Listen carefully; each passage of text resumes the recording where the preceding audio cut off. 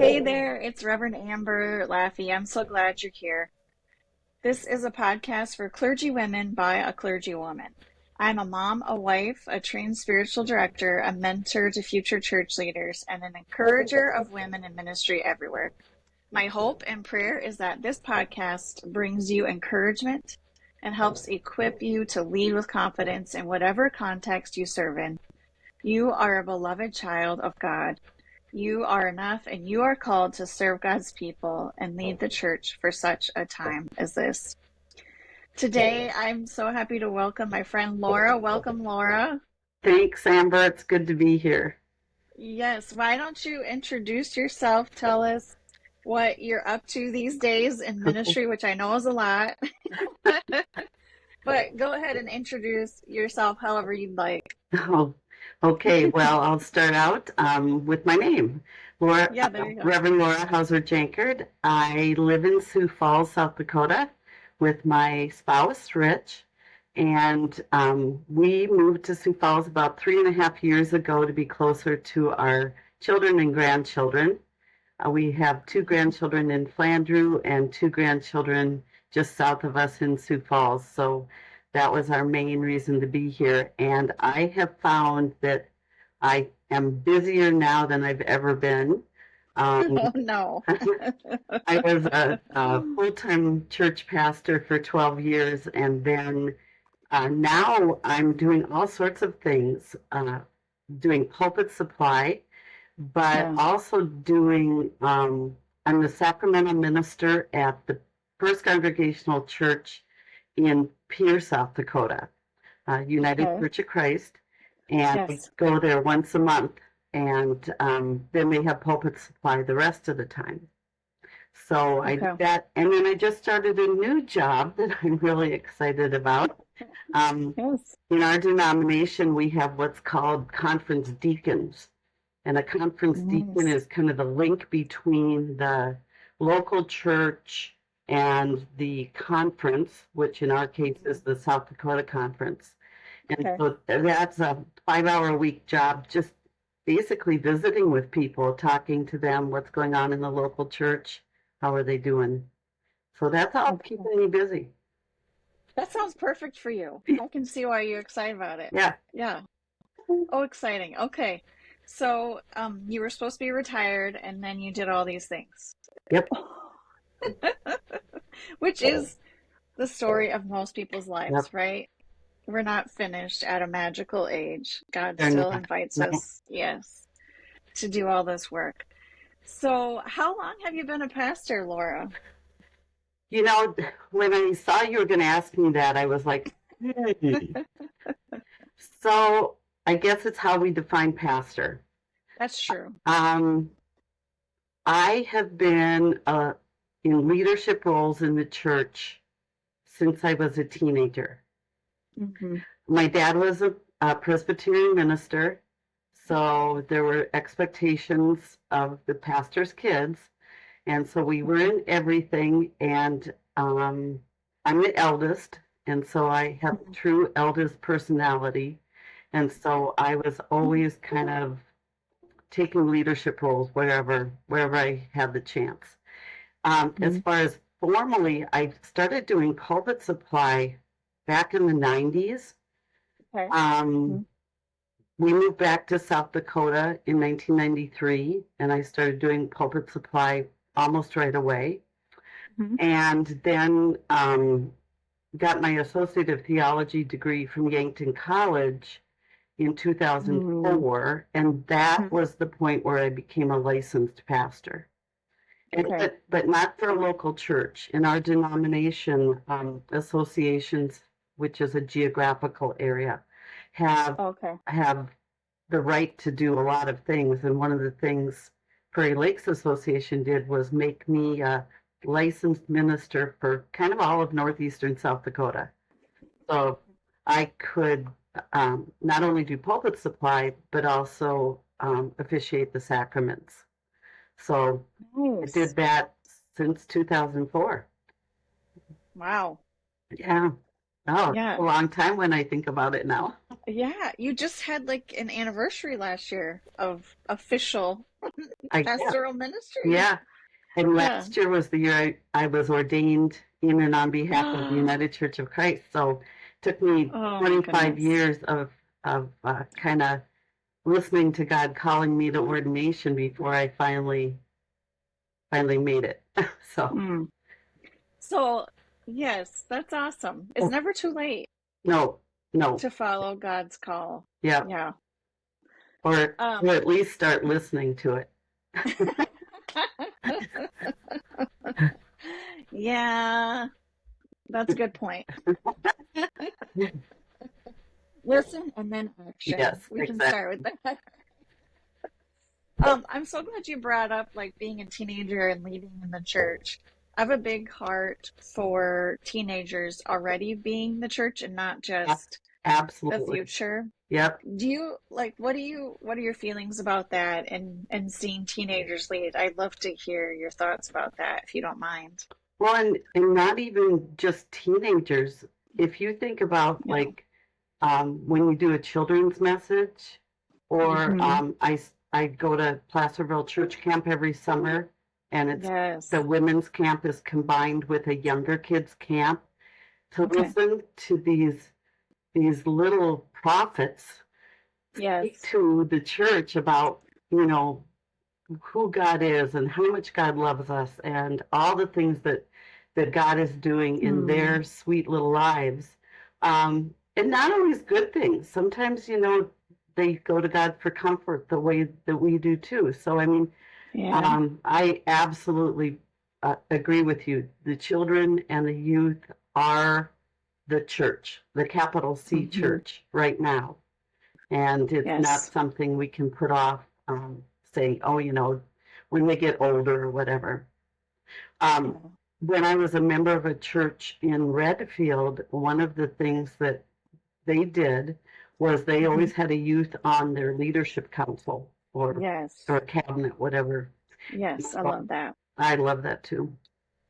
Yeah. Yeah. Um, I usually save this question to the till towards the end, but I feel like now's the time. Okay. If you knew a little girl or a teenage girl and they're saying like I want to be a pastor. I think I'm gonna be a pastor. Like what would you say to them or maybe you've already had these conversations with kids, but what would you say to them? Um, I would I would just encourage them in every single way possible. Um, Mhm. you know, when I was growing up, even with my dad as a pastor, Mhm. I never had a female role model. Yeah. So, I mean, my mom was very meditative, and she loved God, and I had grandparents who were very churchy. They always took us to church, Hmm. but I never had someone in the pulpit that I could look to, and that didn't happen until I was, gosh, I would say probably in the 80s is when I started to really recognize that there were women around me who were doing what I wanted to do, and I just didn't know how. So as far as encouraging little girls who are already feeling a call to ministry, and I think you do feel it at any Yeah. stage of your life, um, Hmm. just encouraging them and getting the people around them to encourage them. Yeah. Being a Yeah. pastor is not an easy job, but it's a Hmm. very fulfilling job, and Hmm. it's um, it's kind of doing what you feel God wants you to do. And so, what can be better Yeah. than that? Yeah. It is, it takes a lot of humbleness Hmm. and openness, and those are really hard things, I feel like, to say, here I am, Lord. Hmm. Um, yeah, it's pretty wild. That makes me think of it. But oh, thank you for saying that. That just makes my heart, you know, the spirit's moving here. So thank you You're welcome. for sharing those things. I feel so passionate that we as women leaders now that is a huge part of our job is to have little girls and teenage girls and young adults who have never seen a woman in the pulpit or lead, Right. heck, even leading in the church. to be that example, to see themselves in us. The latest ordination I went to was for a colleague of mine who serves the Beersford and Centerville churches. Mm-hmm. And other than a retired male pastor, it was all female pastors. You know, it was really moving for me to see how far the church has come in recognizing the gifts of women. Yeah. Mm-hmm. Yeah. I was lucky enough to have mostly women Good for you. pastors. Yeah. And so when I announced to the world that I was going to be a pastor, I had a really hard time accepting the feedback. Women shouldn't be pastors because I'm like, it's so normal to Yeah. me. And I know that is very rare. The more women I talk to who are clergy, they just didn't have that experience. So yeah, thank you for being one of those women, Lorah. Well, you're welcome. Um, this past week, well, actually on August 3rd, we were supposed to do a special kind of celebration service at a little church to celebrate the Reverend Margie Bruton. And it was because she was the first woman ordained in the United Church of Christ in South Dakota. And that was Oh, about 47 years ago. okay. Oh, that's So, exciting. you know, to look at those milestones that we're Yes. reaching, it's wonderful. Mm-hmm. Unfortunately, her husband went into hospice and passed away. So Oh, we're going to reschedule that service so that we can really recognize the fact that women in ministry are such an important part of the United Church of Christ. oh, that's so exciting. That's so exciting. Yeah. In your journey of doing ministry and then becoming a pastor, was there a story in scripture or a woman in scripture that really spoke to you or kept you motivated or like, oh yes, this is mine to do? You know, there have been several off and on it through my years in ministry, but I think the one that Mm-hmm. I always go back to was the what I would think would be the first female evangelist, who is the woman at the well. Yeah. She Jesus talked to her. She went and told everybody about it, and her Mm-hmm. life was changed. And to me, that's what ministry is. You listen to Yeah. God speaking to you, you tell other people about it, and hopefully lives are changed. Mm. So, That's beautiful. thanks. Yeah. Yeah. Yeah. Um, so would you say that, or what would you say is your greatest joy right now in ministry and all of these things that you're doing and hearing from God and going telling everybody the good news? What is there a certain thing or a few things?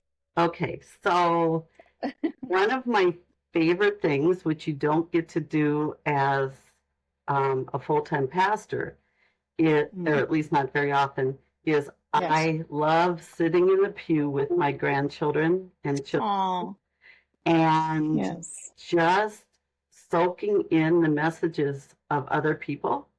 So that, Mm-hmm. Mm-hmm. that's one of the things that kind of re-energizes me. I mentioned I Mm-hmm. always go to Placerville Camp. That for me it's got to be an annual thing. Um, Mm-hmm. it's a place where my faith batteries are always recharged. But I would Oh, say, as far as job wise or career wise, my favorite thing right now is um, probably doing pulpit supply, just being in different places, visiting with different people, hearing what's going on in local churches. yeah. Um, so I kind of do that self care stuff, sitting in the pew, listening, and then go out and do the more formal pastorate kind of things during the Mm-hmm. pulpit supply. So I love that. What? Yeah. what gift do you, or like, what do you get to do as coming in as someone who's not giving pastoral care, someone who's just coming in to lead worship? Like, what gift does that bring to the people and to you? Because I'm doing that now. Like my schedule's full of pulpit supply, so I'd love to hear like the unique position that puts you in. Well, and if you're doing it, you know that sometimes you can even go to the full-time pastor and say, "What do you think your folks need to hear that you don't want to be the one to tell them?" Yes.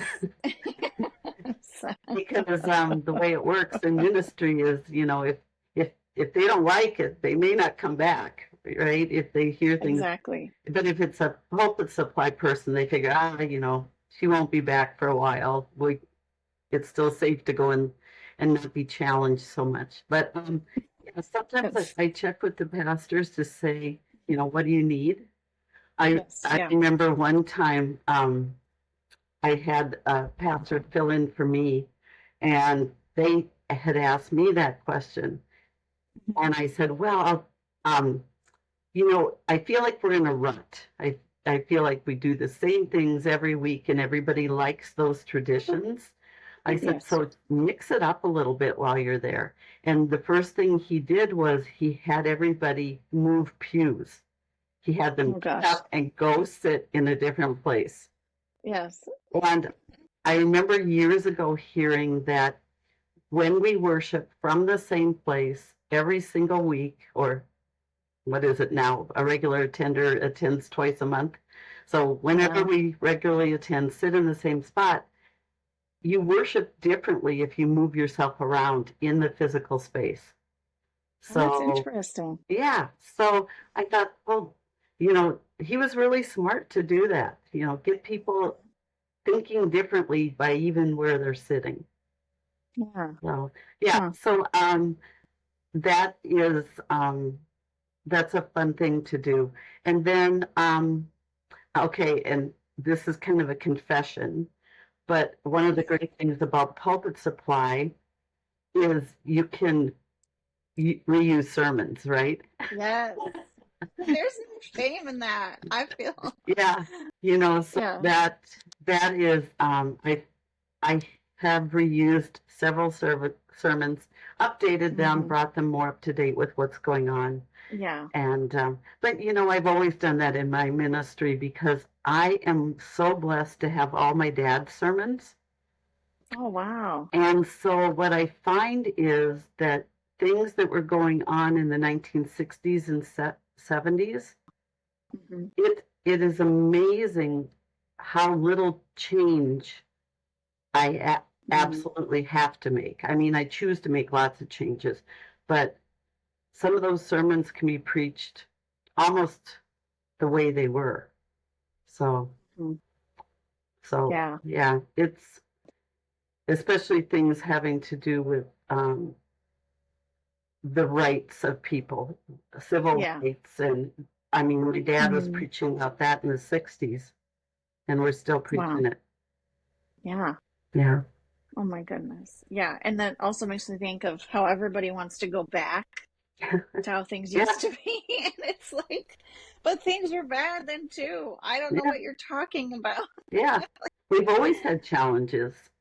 Yeah. What do you want to go back to? I mean, yeah.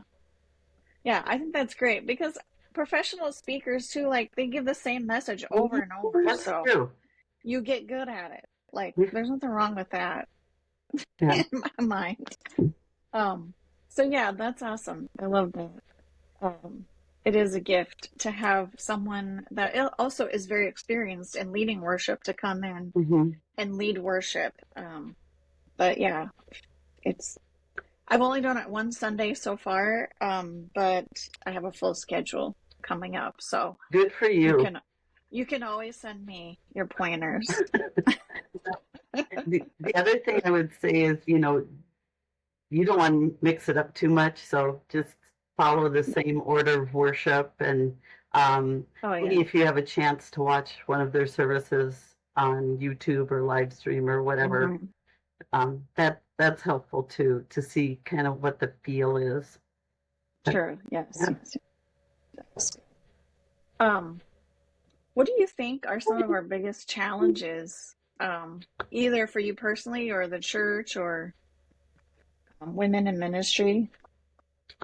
So what I'm feeling right now is that our biggest Mm-hmm. challenge is to preach hope. Mm-hmm. I feel like, especially under the current administration, there is so much fear right now. Yes. Um, I just heard from somebody this morning that didn't get their social security check and has, Mm-hmm. nobody answers phones to to find out why they didn't. There's all this uncertainty and fear, and to be able to preach hope, God's great hope of peace and grace and love and all, to do that in a time when people's reality is they're scared. They're scared of what they see on the news. They're scared of, potential violence. It's just, it can be Yes. overwhelming. Yeah. So Yeah. that's the biggest challenge I think right now is to keep our heads above water so that we Yeah. um, can still use our voices, use our lives to show that God's love is inclusive and that all of us matter. And, like you say at Yeah. the beginning, we're each enough. We're each worthy. We're each loved. Yes. Yes. Do you find any pushback when you preach on those kinds of things from people who might, I don't know, you know what I'm You talking know about, and I'm sure exactly what, everybody yeah. who's listening Sure. does. I don't need to go into it, but No. yeah. And that's again one of the good things about pulpit supply. You Yeah. can challenge, you can preach the gospel. Jesus was he was a rebel. I mean, he was radical Mhm. for that time, right? And so Yeah. when we're preaching what Jesus did and said, we are Hmm. able to um, encourage and challenge people to do the same. Hmm. And yes, I know what you're saying. We get that pushback. Well, don't mix politics and church. Well, how can you? I mean, church Hmm. is everywhere. Being a Jesus follower doesn't stop at, the voting booth or whatever. I mean, if you Yeah. follow Jesus, you do that in every part of your life. Yeah. So that, yeah, Hmm. there's pushback, but nobody said this job was going to be easy. Do you have any tips for women who might be feeling that pushback and just worn down? Um, Well, watch your podcast, right? So, um, Thanks. and surround yourself with other strong women. Hmm. Once a month, I have just the joy of having lunch with a bunch of clergy women here in Sioux Falls, Oh, and yeah. to be together. And we don't always talk theology, but it's just to Yeah. be together, support one another. Hmm. Find a support group, whether it be online through Zoom or through podcasts. Um, and if there's people coming, to your area, Reverend Nadia Bowles-Weber is coming to Sioux Falls this coming Friday. So, Yes. go hear those incredible speakers and preachers Hmm. and just kind of keep doing whatever it takes for your own faith battery to keep recharged. Yes. Yes. I love that you get together every month. Yeah, it's Did that really happen important. spontaneously, or how did that come to be? No, I think it was. I think honestly, I'll ask this Thursday when I meet with them. How did you guys say? Because I don't know. I was lucky enough to get invited into this group, and Oh, okay. it Perfect. Yeah. yeah, and a lot of these women have been my mentors through the years, so it's wonderful to be with them. Yeah, it's real kind of fun setting. Yeah, I love that. I think often people say, I really want that, but I don't know how to get it or how to start it. And so that's why I asked. Yeah, I think it'd be just as easy to, if you're physically located near one another, like we all are, Mhm. just ask one or two people to go have coffee or go to lunch and Yeah. or meet for in a park or whatever. So Hmm. there Yes. doesn't always have to be food involved, but it does help. Food or coffee gets Yeah, people to show up. yep. Yeah, I think that actually is helpful if you're lucky enough to be in the same physical Yes. location.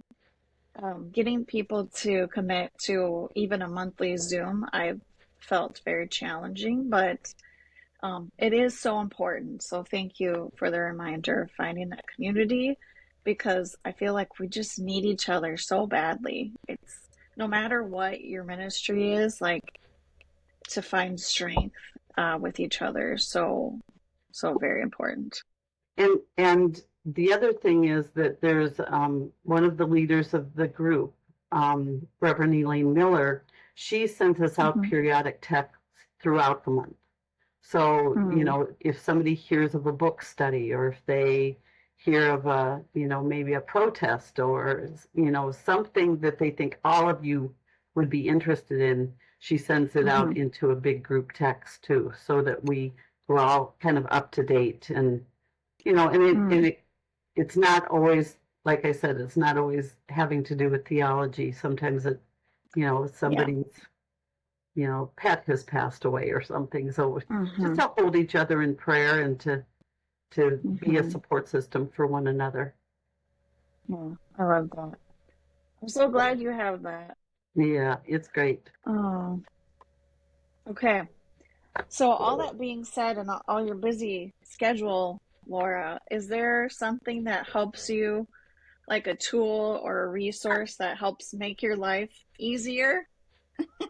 Or, yeah, Well, whatever you want to share.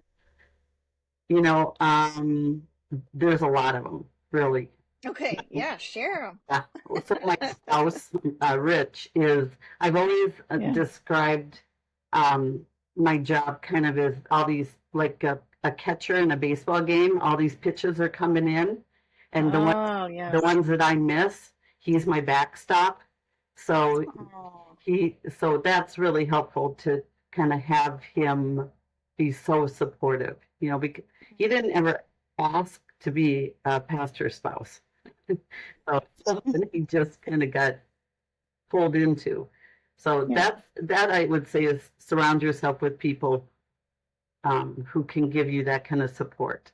I have Mm, a difficult funeral next week, and Rich knows that, and so he does all sorts of things like making sure I'm fed and watered. So yeah, so that's part of it. I'll tell you, since I grew up in the age of paper and now internet, I love the internet for as long as it's accurate things. I use the United Church of Christ website all the time. yeah. There are so many worship resources out there. Now, Yes. I haven't gotten into AI yet, um, Huh? but I know lots of pastors who have. And Hmm. actually, even my daughter, when she was planning a family church camp, she used AI to help write prayers and to do all these. She just, Hmm. I'm intrigued by it, but I'm still really leery about using it. So Yeah. that'll be something that'll be exciting in the next few years to see how that can really enhance ministry. Um, Yeah. Yeah. and then I read a lot, so I'm always looking for good books to read. Hmm. That's another thing that helps me. And for excuse me, for the past 2 years, I've been part of a contemplative prayer group that meets once a Oh. week, and Oh, that's wow. another good grounding thing. Yeah. Um, in my, I really got burnt out in my first full-time ministry job, so I do a lot of Yeah. self-care things that I Yeah. didn't used to do. Hmm. So those are all Yeah. things that make ministry so much easier. Yes. Yes. Um, oh, that's so good. Do you want to dig deeper? I'm with you. I think we learn the hard way. We have to take care of ourselves. Yes, yeah, yeah. Oh, yeah. Okay. Is there anything as we close, Laura, that we didn't cover that you want to share a word of hope or encouragement to the women who are listening? Well, I just want to thank you for doing this. This Oh, is so fun. It's so good to catch up with you again and to see yes. your smiling face. Yeah. Yeah, I was trying to think. Did we meet like 2010 or 11? No, I think it was No, 2020. was it 20, that much later? yeah, I think so. 2020? Yeah. Yeah. Okay, I was having baby after baby in 2010. okay, right. That wasn't then. Okay, so Yeah. well, Oh, it's thank good you. to see you again, and I'm encouraged about the ways that you are helping women be seen and heard and Oh, know that they are loved in ministry and but yeah. that that's I'm thankful for that. So thank you, Amber. Oh, thanks, Laura. It's so good to see you and hear you today. And I pray that this our time together and all these great things that you shared will encourage uh, the ladies this week as they go about this hard, holy work. Yeah, Like you said, it's not easy. Nobody ever says it's going to be easy, but if we can help carry the burden for each other, that's right. it makes such a big difference. So I'm so glad to do that with you today. Thank you. So, yeah. So thank you, everybody, for being here. And we hope you have a great week. And we'll see you again next week. Take care. God bless. With strength like a mountain, we rise above the doubt. When together we are fearless in a world that tries to shout. It's gonna be